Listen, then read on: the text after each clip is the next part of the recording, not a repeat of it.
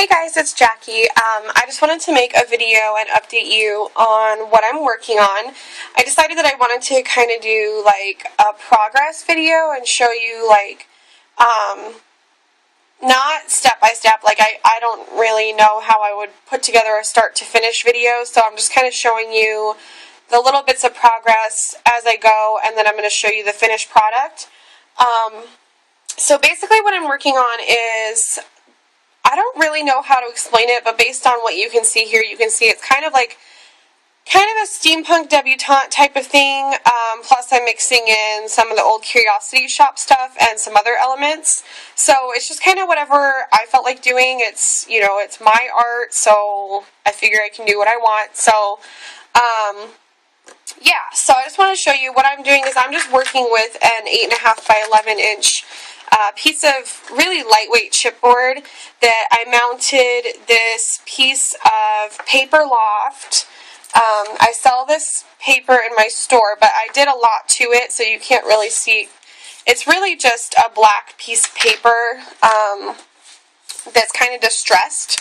Like, this is a strip off of it, so that's kind of what it looks like on the edges, and then it's just kind of black. And I do have that for sale in my store, and it's actually from the Haunted collection. So, and the back of it is white, and it's distressed. So, anyways, that's what I started with, and I actually did sand down some parts of it, like right there you can see I sanded it, and then I took my Tim Holtz, my paper distressing tool around the edges, and then I inked it up with some black soot so that you couldn't see, you know, it just kind of ate away at the paper so you could see the white core of it, so I tried to, you know, kind of blend it in. And then the thing I did after that was this clock that you see up in the corner, and the way I did that is actually from this stencil, and it's a 12 by 12 stencil, and I used this one, and I just put it up in the corner. Let's see, which way did I use it? Looks like that. So I didn't use all of it, I just put it up in the corner. And then I have this embossing embossing re-inker. So I figured I'd probably never use this since I have Versamark now, but it worked really well. I just used a sponge, and I lightly tapped it all on there while holding it down pretty good, and then I was able to just pour my silver embossing powder on it, and it worked pretty well. And then after I did that, I mixed together some, what's it called? It's from Golden, and it's called Self-Leveling Clear Gel, and I just mixed that together with some of my Distress ink, in Broken China.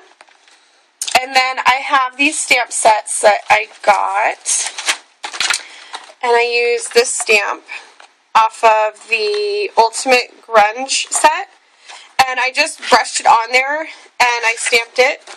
And then I realized afterwards, instead of brushing it on there, I probably, since I already had it on my craft sheet, I probably could have just stamped it in that, but it came out cool anyways. I wanted it to kind of look like the, you know, the clock was cracked, and so I stamped it right there, and then I got a second generation right over here. You can kind of see it, so that's how I did that.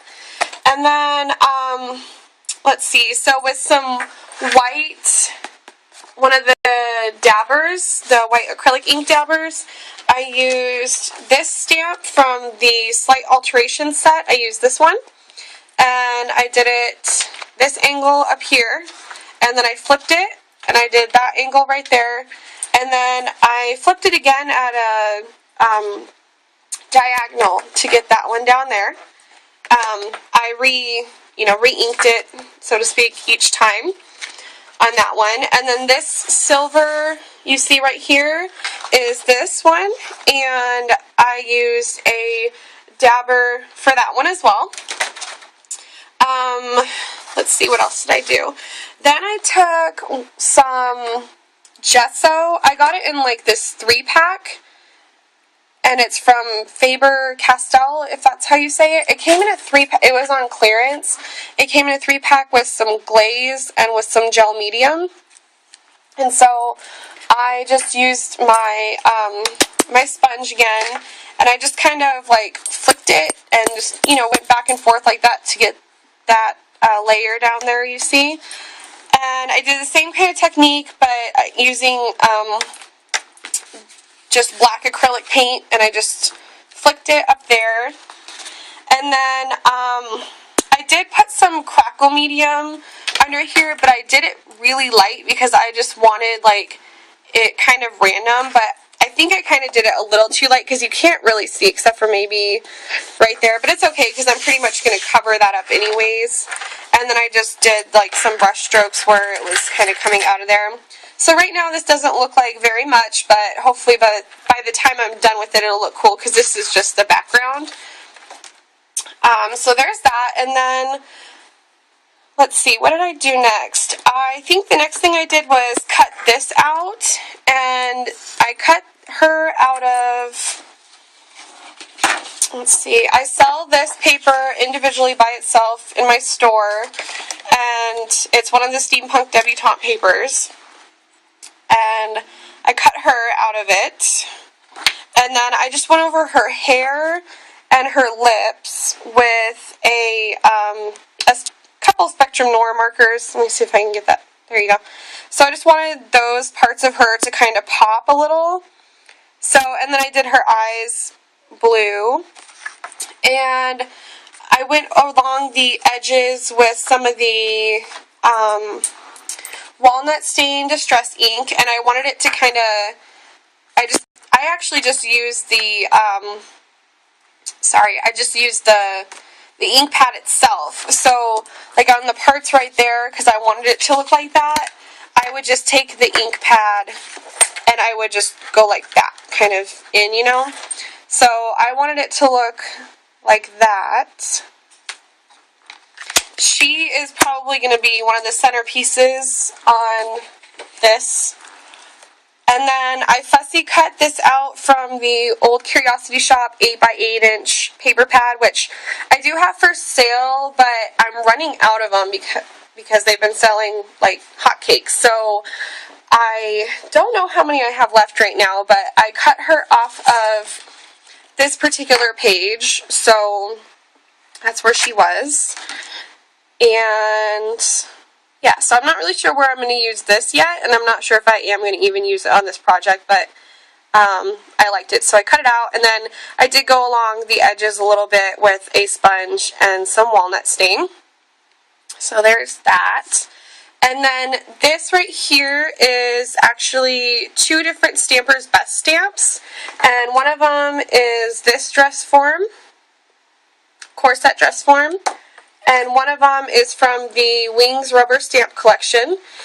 If you want 10% off at Stampers' Best, just use the coupon code Intoxicating Arts, all lowercase and all smushed together, and you'll get 10% off. And I just color these in with my Spectrum Noir markers. I'm very new to all of this to start with, and I'm extremely new to alcohol markers. So, yeah, that's how my coloring came out. But what I was trying to do was I was trying to get it to kind of somewhat match this type of coloring in the background here. So I just mixed like some blues and greens together. And so yeah, I fussy cut all that out. And the same thing with the wings. I fussy cut that out, colored it with the Spectrum Noirs. And that's how that came out. I'm probably going to put this somewhere next to this dresser type shelf thing that I made. So it's kind of small. Maybe I won't put it next to that. But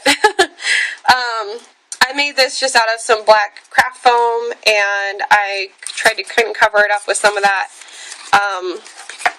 that black paper, the same paper that I used in the background. It's not super sturdy. I definitely have some improving to do as far as fabricating items like that, but it'll work out. I mean, it'll stay together. I put it together using I just used glossy accents. I probably should have used a glue gun and maybe been a little bit more precise about some things, but I think it's fine. So, and I'm probably going to embellish it a little bit more.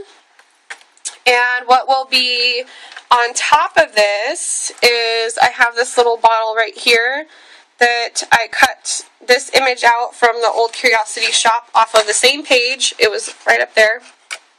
It's like a leg, or I guess 2 legs, and it was actually in a bottle on the image, so I decided to stick it in a bottle.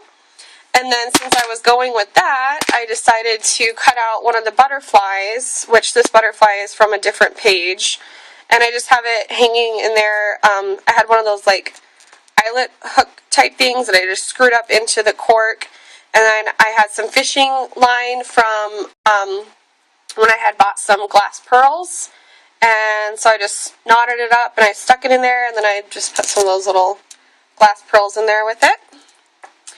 And then this is one of the Tim Holtz nameplate things, and I just cut out these eyes and put it in there, so it's going to look like it's kind of looking through one of those old, like, mailbox drop things. I don't know what they're called. And then these are actually made out of some Melissa Francis frames, which I molded using, what's it called? Like a molding putty. So I made a mold of them because I knew that I really liked these and that I'd want to reuse them over and over and over again, and I'm impatient as far as like shipping goes and things like that. So, whoa, what is going on outside? Holy cow! Okay, I have to show you this. I'm in Arizona, and all of a sudden, it's just completely, like, just dust out there, and it's like so windy. I don't know what is going on. This is crazy. Well, it is monsoon season, so I guess I should not be surprised, but yeah, I just had to show you that. It's crazy. I could notice through my curtains, like, all the stuff moving around. But anyway, so I just, I made molds out of them, and then I used my melting pot, and I poured them, and then when I poured them, they actually ended up coming out like this gray color, and it's really long to explain everything I did, but it's actually very, very easy. So I ended up coloring them black with an ink dabber, and then going over them with some white rub and buff to do that effect. And I think it looks really old, and I think it's going to go well with the black and white on the background.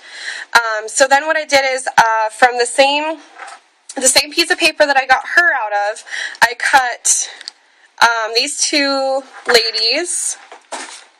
And this one, I just use glossy accents. This one I use crackle accents, but it doesn't look like it crackled very much. So these are just like picture frames, and then I used some more butterflies out of the old Curiosity Shop. This one I used Mod Podge. It took forever to dry because I did such a thick layer in there, but I was actually afraid it was going to dry like cloudy or murky, but you know what? After leaving it there for a couple days, it looks like it cleared up, so that's good. But I want to put all those on the background as picture frames, and let's see.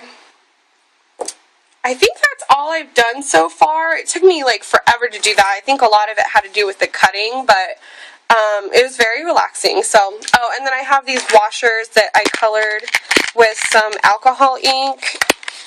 I colored it with the slate. So I'm going to use these with these brads I have. And I'm going to use those to hold her on. So that was the plan there. Let's see. I'm trying to think if there's anything else I wanted to tell you. I guess that's it for now. Sorry for all the delays and the ums and the thinking, but yeah, I just wanted to give you an update. I'll give you another update when I get a little bit further. There's another sorry. If you have any questions or want further details on how I did any of this stuff, just let me know, and I'll be happy to make a tutorial on one, single thing. So anyways, I hope you're not having crazy weather where you are, but I'm pretty sure most of the people in the US right now are. So just stay safe, and I'll see you later. Bye.